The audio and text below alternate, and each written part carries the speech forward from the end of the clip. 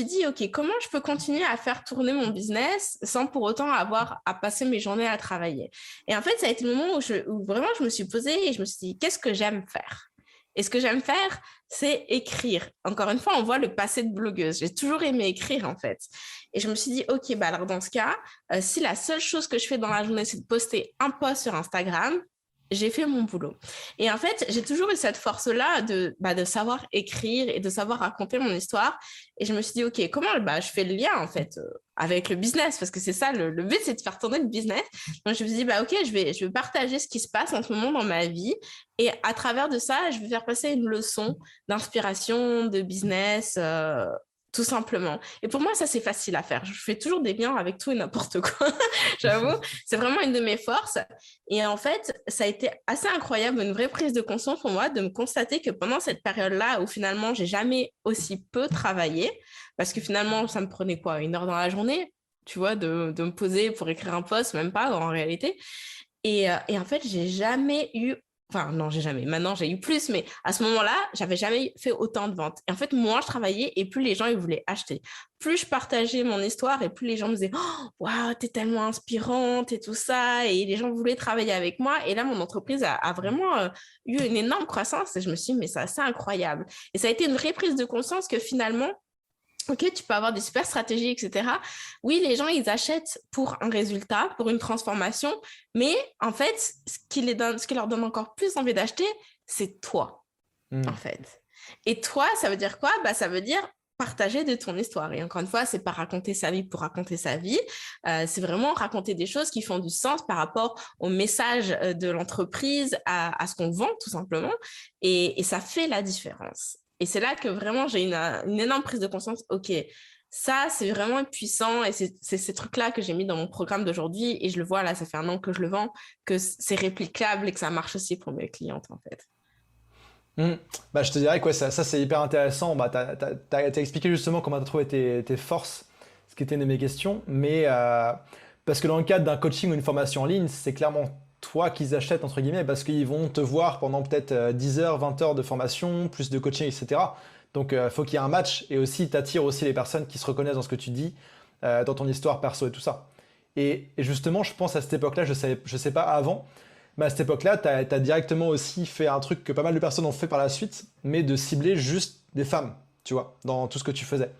En fait, je l'ai fait depuis le début. Alors peut-être que ça a été plus prononcé dans le sens où bah, les histoires que je raconte résonnent plus avec des femmes, j'imagine, mais parce que Hmm. finalement, je parle de ce que je connais. Et enfin, les préoccupations, alors je ne veux pas caricaturer, mais normalement, les préoccupations d'un homme et d'une femme ne sont pas nécessairement les mêmes. Et si je peux faire, justement, vu que je fais des connexions avec tout, un parallèle, là, aujourd'hui, par exemple, la thématique de l'argent dans le couple.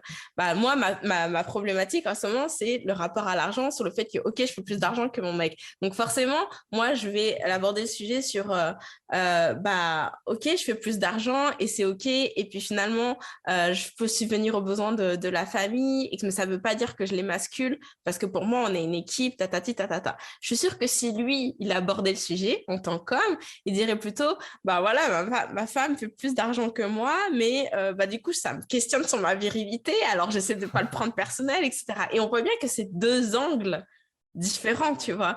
Et je pense que c'est ça qui fait aussi que bah, nécessairement ma communauté de femmes s'est renforcée parce que ce que j'aborde, bah, c'est des questions de femmes beaucoup. Pas que, ça peut aussi parler aux hommes, mais j'avoue que forcément, j'ai une sensibilité qui est peut-être Hmm. plus féminine, voilà, tout simplement. Ouais, c'est sûr. Bah, tu vois, moi, je t'ai suivi et tout ça, pas pour rien. Tu vois, il y a le côté business, mais aussi le côté story. Mais c'est vrai qu'il y a des trucs, tu vois, quand tu parles de mecs sur Tinder, je me reconnais pas forcément, tu vois. Bah ouais, voilà.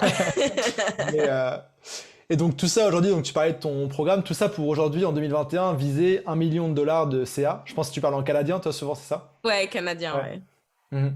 Bon, Euh, même si la différence n'est pas si grande, alors justement, mon mari me challenge sur, OK, non, mais Alice, vise le dollar US. ouais, ouais, ouais. T'es plus à ça près. Et donc aujourd'hui, tu en es là à viser le million, en tout cas on te le souhaite. C'est quoi, comment tu vois la... Déjà, faut y arriver, mais comment est-ce que tu vois la suite après ça, tu vois? Parce que tu es très dans l'équilibre vie pro-perso, tu viens de te marier aussi. Comment est-ce que tu vois tout ça?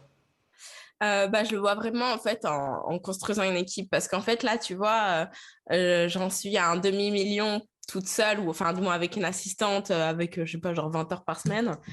Mais le fait est que c'est pas possible d'aller plus loin sans être entouré en réalité. Parce que, ou alors ton équilibre vie pro, vie perso, empathie. Et moi, ça m'a toujours tenu à cœur. Si je fais ça, c'est pour ma vie en fait. C'est pour soutenir ma vie, pour avoir du temps dans ma vie. Donc l'objectif, c'est pas que je passe encore plus de temps à bosser pour atteindre l'objectif. Pourquoi? En plus, moi, j'accorde beaucoup d'importance sur le fait de faire de l'argent pour faire de l'argent. Ok, mais c'est quoi le but en fait? Est-ce que tu as vraiment envie d'atteindre 1 million ou est-ce que c'est parce qu'on te dit que c'est ça l'objectif, le goal, c'est le Ouais. truc sexy ou est-ce que ça veut dire quelque chose pour toi? Et pour le coup, moi, chacun a sa propre définition et il n'y a pas de jugement de valeur par rapport à ça. Toutes les raisons sont bonnes à partir du moment où elles sont justes pour toi. Mais le fait est que moi, en tout cas, pour atteindre ces objectifs, je sais que j'ai besoin d'être entourée parce que sinon, ça n'a aucun sens. Si t'as aimé cette vidéo, je t'invite à me laisser un pouce pour me l'indiquer et que je fasse plus de vidéos dans ce style-là. Si c'est toujours pas fait, je t'invite aussi à t'abonner à ma chaîne YouTube et à bien cliquer sur la cloche de notification pour être sûr de rater aucun de mes conseils sur le freelancing, le nomadisme digital et plus généralement la liberté. Et puis, si tu regardes cette vidéo et que tu as le projet ou que tu es déjà lancé en freelance, bonne nouvelle pour toi, j'ai mis en place une formation vidéo offerte qui s'appelle les 7 étapes pour devenir freelance à distance. Tu peux accéder directement tout de suite en cliquant sur le premier lien en dessous de cette vidéo. Je te dis à demain, ciao ciao.